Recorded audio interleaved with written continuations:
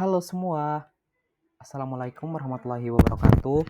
Perkenalkan, nama saya Samaji Sangaji dari tim penyuluhan pertanian dengan NIM 2309911000157. Sebelumnya saya ucapkan terima kasih kepada Bapak Kepala Desa beserta rombongannya yang telah memberikan kesempatan kepada kami dari tim penyuluhan pertanian untuk memberikan sosialisasi mengenai arahan untuk mengatasi permasalahan petani pada malam hari ini. Sebelumnya saya ingin menyapa dulu nih Bapak Ibu. Apa kabar semua Bapak Ibu? Baik ya. Oke. Jadi untuk sepengetahuan Bapak Ibu sekalian, kemarin saya sempat share dengan Bapak Kepala Desa bahwasanya banyak sekali permasalahan mengenai pertanian yang terjadi di desa ini. Nah, untuk itu izinkan saya untuk memberikan sosialisasi mengenai permasalahan itu, yang itu mengenai penggunaan pupuk berimbang.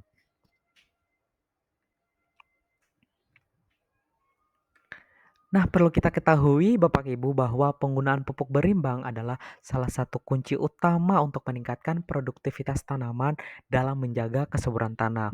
Nah, pupuk berimbang ini dia mengandung unsur hara makro dan mikro yang diperlukan tanaman dalam jumlah yang sesuai dengan kebutuhan dan kondisi tanah. Nah, tujuan penyuluhan kita pada malam hari ini apa sih Bapak Ibu? Nah, ada 3 tujuan nih. Yang pertama, meningkatkan pemahaman Bapak Ibu terkait dengan pentingnya penggunaan pupuk berimbang. Yang kedua, memberikan pengetahuan tentang jenis-jenis pupuk dan kandungan unsur hara di dalamnya. Dan yang ketiga, mengajarkan bagaimana sih cara menghitung dan menerapkan dosis pupuk yang tepat.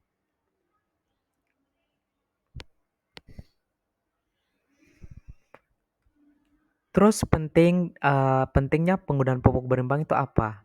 Ada 3, untuk penting itu dalam pengembangan unsur hara makro, unsur hara mikro, dan dapat juga membantu dalam memaksimalkan pertumbuhan tanaman, meningkatkan hasil panen, dan menjaga kesuburan tanah dalam jangka waktu yang panjang.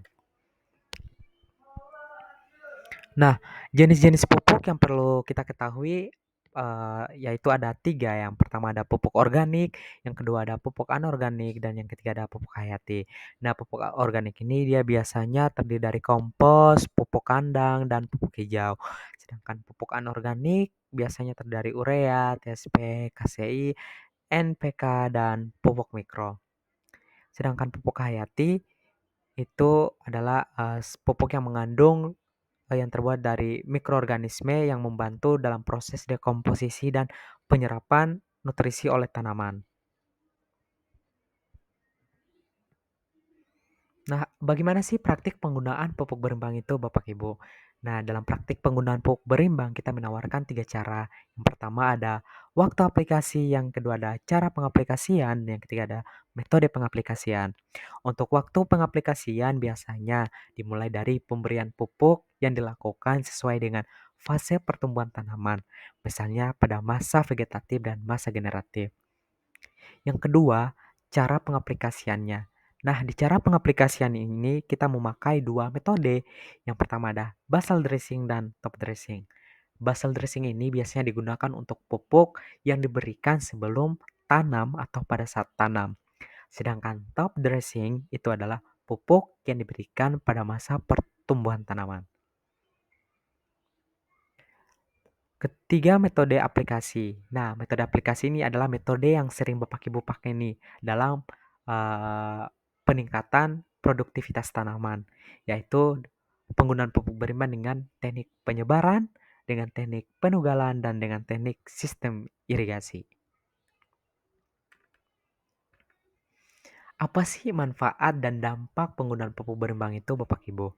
Manfaatnya, manfaat dari penggunaan pupuk berimbang yaitu tanaman dapat tumbuh lebih sehat dan kuat, hasil panen meningkat baik dari segi kuantitas maupun kualitas, dan mengurangi risiko kekurangan atau kelebihan unsur hara.